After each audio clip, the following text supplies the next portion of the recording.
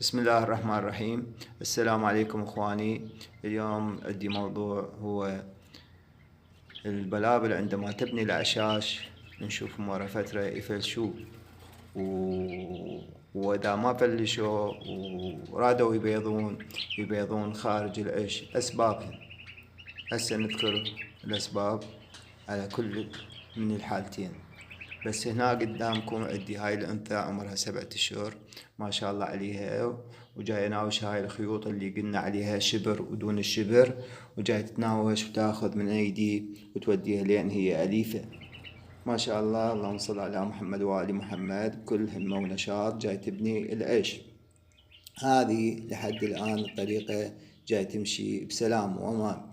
لأن شوفوا هنا عندكم نقطة مهمة. اكو بعض الاخوان يقولون بس الذكر يلم عيش. لا، مو شرط.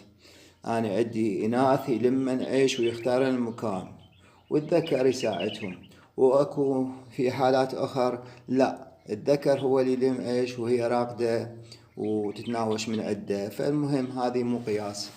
هسه عندي الموضوع هو نجاوبكم على الموضوع اللي موضوع حلقتنا اليوم. هذا زوج هنا طيرة وفحل مجاور هذا القفص الثاني اللي بطيرة وفحل.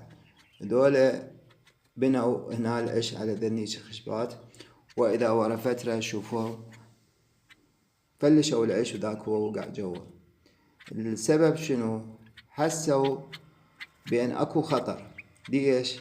يعني أكو غلط من عندي وهو خالي بصفهم زوج من البلابل، فهذول يحسون بخطر من البلابل المجاورة إلهم، أخاف يستولون على المكان، فما حسوا بأمان وفلشوا العش. بهالحالة شو نسوي؟ نبعد البلابل اللي بالجوار أقل شي فد متر مترين في سبيل يأمنون.